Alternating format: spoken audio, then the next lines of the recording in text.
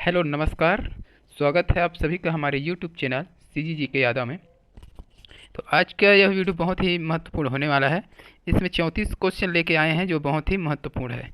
तो वीडियो में आगे बढ़ने से पहले यदि आप हमारे चैनल में नए हैं तो चैनल को सब्सक्राइब कर लेना, ठीक है, ताकि आने वाले वीडियो का नोटिफिकेशन आप सभी को मिलता रहे। तो आज का पहला प्रश्न देखते हैं। ध्यान से प्रश्न को ध्यान से पढ़ा कीजिए, ठीक है। चलो देखते हैं। किसी नवजात शिशु को जन्म के 2 या 3 दिन के बाद पीलिया हो जाता है। बच्चा कैसा है उसको बताना है। यहाँ ऑप्शन में दिया है ए बच्चा सामान्य शिशु है, बी में दिया है बच्चा खतरे वाला शिशु है, सी दिया है मतलब बच्चा कुपोषित है, और डी में दिया है बच्चा गंभीर स्थिति में है। ठीक है, तो 2 या 3 दिन के बाद पीलिया हो जाता है तो शिशु की स्थिति क्या है उसको बताना है। तो इसका सही आंसर हो जाएगा ऑप्शन ए मतलब बच्चा सामान्य शिशु है। ठीक है, अगला प्रश्न देखते हैं। घर में प्रसव की तैयारी के नियम नहीं है। तो घर में प्रसव जब होता है तो उसका तैयारी जो करते हैं उसका नियम नहीं है, उसको पूछा गया है यहाँ। ठीक है, तो ऑप्शन दिया है ए स्वच्छ हाथ, बी दिया है नया ब्लेड, सी दिया है स्वच्छ पानी, और डी दिया है इनमें से कोई नहीं। ठीक है, तो जल्दी से कमेंट बॉक्स में इसका आंसर कमेंट करके बताइए और वीडियो को लाइक करते जाइए। तो इसका सही आंसर हो जाएगा ऑप्शन सी स्वच्छ पानी। तो घर में प्रसव की तैयारी के नियम नहीं है तो क्या है, स्वच्छ पानी है ना। स्वच्छ हाथ होना चाहिए, नया ब्लेड होना चाहिए।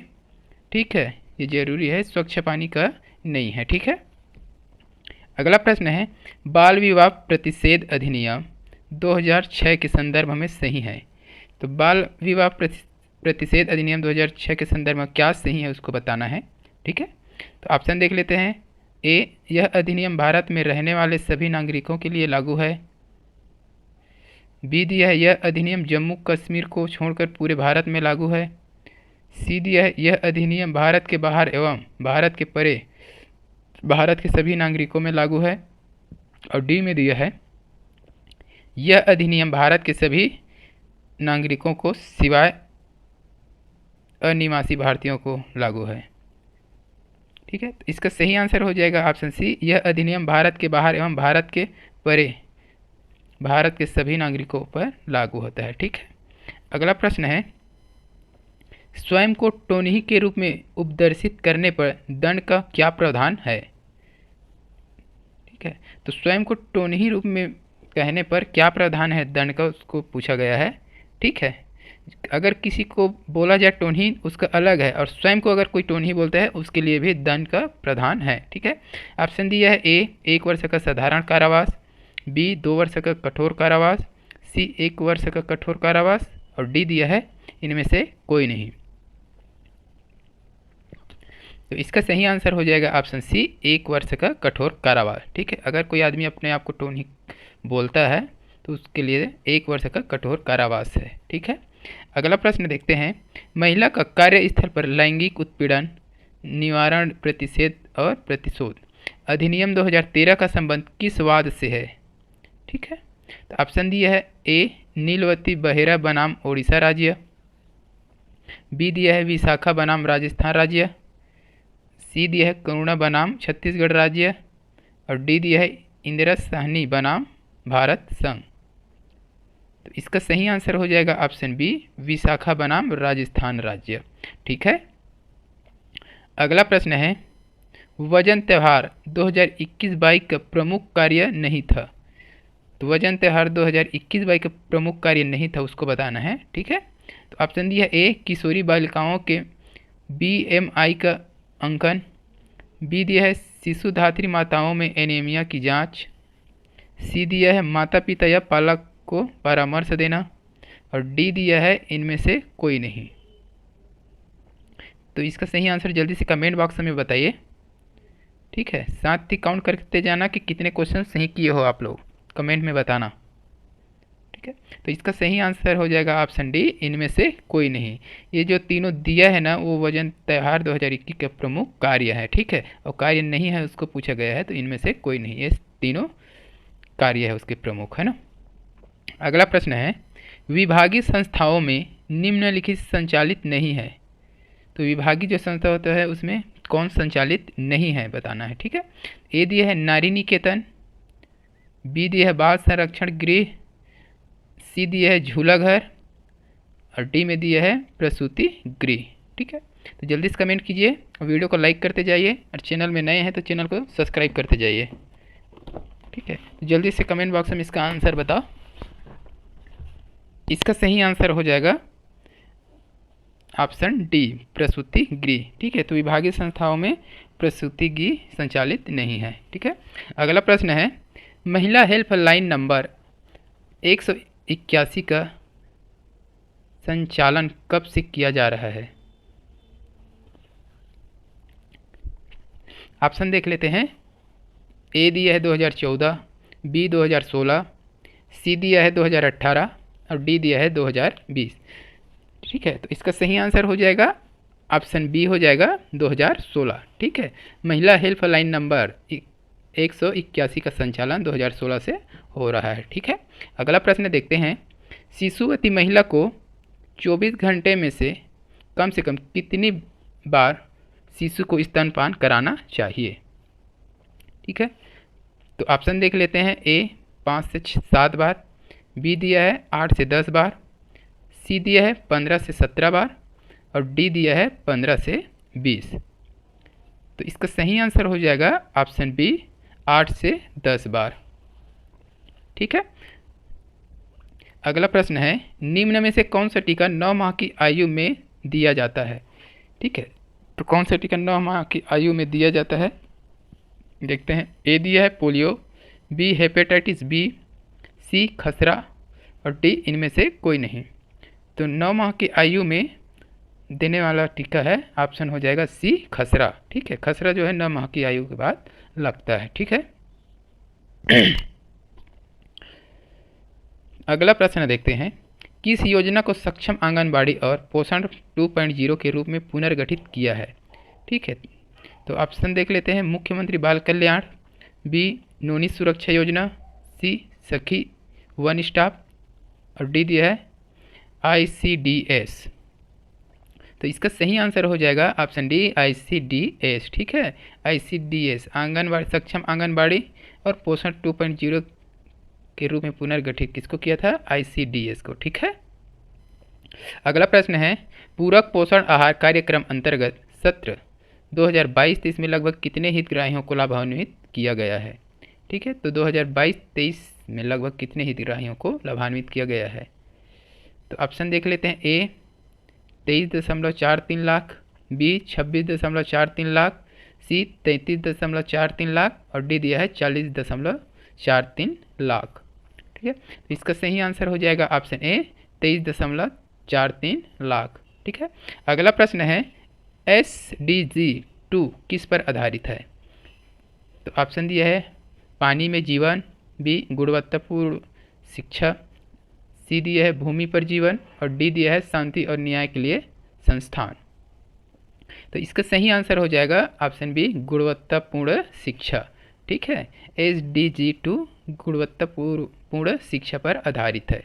अगला प्रश्न है स्कूल पूर्व शिक्षा के पात्र बच्चे हैं, ठीक है। तो स्कूल पूर्व शिक्षा के पात्र बच्चे हैं तो कौन है बताना है। ए दिया है 0 से 6 वर्ष के बच्चे, बी दिया है 3 से 6 वर्ष के बच्चे, सी दिया है 2 से 6 वर्ष के बच्चे और डी दिया है 0 से 5 वर्ष के बच्चे। तो इसका सही आंसर हो जाएगा ऑप्शन बी 3 से 6 वर्ष के बच्चे, ठीक है। स्कूल पूर्व शिक्षा के पात्र हैं, ठीक है। अगला प्रश्न है आंगनबाड़ी एवं स्वास्थ्य विभाग के बीच की कड़ी है, ठीक है। तो आंगनबाड़ी और स्वास्थ्य विभाग के बीच की कड़ी कौन है उसको बताना है। तो ऑप्शन दिया है। ए आशा बहनें, बी ANM, सी दिया है NGO और डी दिया है इनमें से कोई नहीं। तो इसका सही आंसर हो जाएगा ऑप्शन बी ANM सहायक नर्स वाइफ, ठीक है। अगला प्रश्न है निर्भया फंड वित्त पोषित करती है। निर्भया फंड वित्त क्या पोषित करती है उसको बताना है। ए बेटी बचाओ बेटी पढ़ाओ, बी नोनी सुरक्षा योजना, सी सखी वन स्टॉप सेंटर और डी दिया है इनमें से कोई नहीं। तो इसका सही आंसर हो जाएगा ऑप्शन सी सखी वन स्टॉप सेंटर, ठीक है। निर्भया फंड वित्त पोषित करती है तो सखी वन स्टॉप सेंटर। ठीक है, अगला प्रश्न है राष्ट्रीय शिशु गृह योजना का शुभारंभ हुआ। ऑप्शन डी है ए 1 जनवरी 2015, बी 1 जनवरी 2017, सी 1 जनवरी 2016 और डी 1 जनवरी 2018। तो इसका सही आंसर हो जाएगा ऑप्शन बी 1 जनवरी 2017। ठीक है, अगला प्रश्न है एकीकृत बाल संरक्षण योजना को और किस नाम से जाना जाता है। जो एकीकृत बाल संरक्षण योजना है उसे और किस नाम से जाना जाता है बताना है। ठीक है, ऑप्शन दिया है ए मिशन मातृत्व, बी मिशन वात्सल्य, सी मिशन सामर्थ्य और डी दिया है मिशन सक्षम। तो जल्दी से कमेंट बॉक्स में कमेंट करके बताओ क्या आएगा। तो इसका सही आंसर हो जाएगा ऑप्शन बी मिशन वात्सल्य। ठीक है, अगला प्रश्न है केंद्र प्रवर्तित योजना बेटी बचाओ बेटी पढ़ाओ योजना कब और कहां से प्रारंभ किया गया। ठीक है,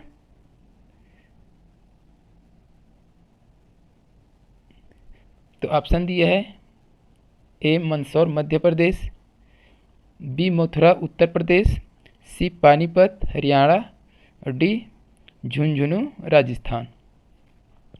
ठीक है, तो इसका सही आंसर हो जाएगा ऑप्शन सी पानीपत हरियाणा। ठीक है, तो यह 22 जनवरी 2015 से लागू है। ठीक है, अगला प्रश्न है सखी निवास योजना के अंतर्गत लाभार्थी हैं ए कामकाजी महिलाएं, बी कामकाजी महिलाएं की 18 साल तक की लड़कियां, सी कामकाजी महिलाएं की 5 साल तक के लड़के, डी उपर्युक्त सभी। तो इसका सही आंसर हो जाएगा ऑप्शन डी उपर्युक्त सभी। ठीक है, अगला प्रश्न है किस उम्र तक महिलाओं को आंगनबाड़ी केंद्र की हितग्राही सेवा का लाभ मिलता है। ठीक है, तो ऑप्शन में दिया है ए 40 वर्ष, बी 42 वर्ष, सी 45 वर्ष और डी दिया है 48 वर्ष। तो इसका सही आंसर हो जाएगा ऑप्शन सी 45 वर्ष। ठीक है, अगला प्रश्न है किसी सहायक बाल विकास परियोजना अधिकारी को प्रति माह कम से कम कितने दिन दौरा करना पड़ता है। तो इसका सही आंसर देख लेते हैं। ऑप्शन में दिया है ए 10 दिन, बी 12 दिन, सी 15 दिन और डी 18 दिन। तो इसका सही आंसर जो हो जाएगा ऑप्शन डी हो जाएगा 18 दिन। ठीक है, तो विकास परियोजना अधिकारी को कम से कम माह में 18 दिन दौरा करना पड़ता है। ठीक है, अगला है शिशु मृत्यु दर के कितने प्रतिशत मामलों में मृत्यु संक्रमण के कारण होता है। ठीक है, तो शिशु मृत्यु दर है उसमें कितने प्रतिशत मृत्यु संक्रमण के कारण होता है उसका प्रतिशत पूछा गया है। ऑप्शन देख लेते हैं ए 15%, बी 20%, सी 22% और डी 52%। तो इसका सही आंसर हो जाएगा ऑप्शन डी 52%। ठीक है, अगला है बच्चे के जन्म के बाद 3 दिन तक माता के स्तन में से आने वाले पीले दूध को क्या कहते हैं।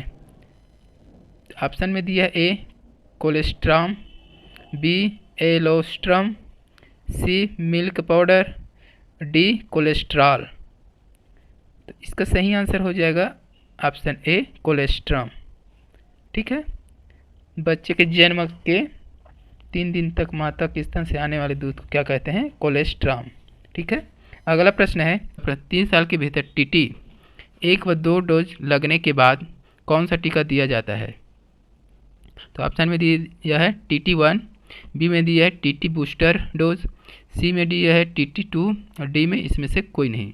तो इसका सही आंसर जो हो जाएगा ऑप्शन बी हो जाएगा टीटी बूस्टर डोज। ठीक है, अगला प्रश्न दिया है छत्तीसगढ़ में 2030 तक मातृ मृत्यु दर को लाने का लक्ष्य रखा गया है। तो कितना लाने का लक्ष्य रखा गया है। तो ऑप्शन में दिया है ए 80, बी 100, सी 90 और डी 110। तो इसका सही आंसर हो जाएगा ऑप्शन डी हो जाएगा 110। ठीक है, अगला है छत्तीसगढ़ में मातृ मृत्यु दर SRS रिपोर्ट 2022 के अनुसार कितनी रह गई। ठीक है, तो 2022 के अनुसार ऑप्शन में दिया है ए 97, बी 137, सी 98 और डी 138। तो इसका सही आंसर जो हो जाएगा ऑप्शन बी हो जाएगा 137। ठीक है, मातृ मृत्यु दर SRS रिपोर्ट 2022 2022 के अनुसार। ठीक है, कितना है? 137 है। अगला है नवजात मृत्यु दर छत्तीसगढ़ वर्तमान में कितना प्रतिशत है?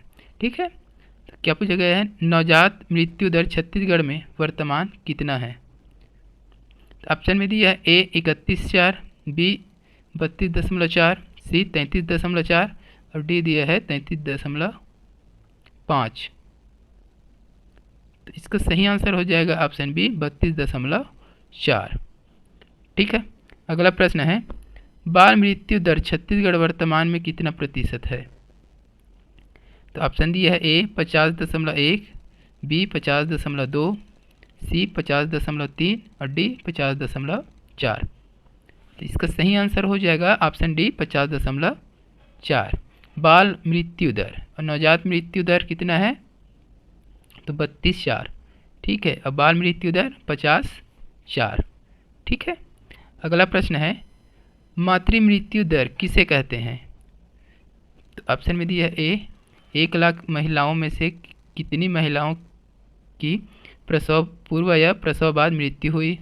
बी में दिया है बच्चे के जन्म के 2 साल बाद हुई मृत्यु। सी में दिया है गर्भावस्था के 9 माह से पहले हुई मृत्यु और डी में दिया है उपर्युक्त सभी। तो इसका सही आंसर हो जाएगा ऑप्शन ए हो जाएगा 1 लाख महिलाओं में से कितनी महिलाओं की प्रसव पूर्व या प्रसव बाद मृत्यु हुई है। ठीक है, मातृ मृत्यु दर उसी को कहा जाता है। ठीक है, अगला प्रश्न है नवजात शिशु मृत्यु दर किसे कहते हैं?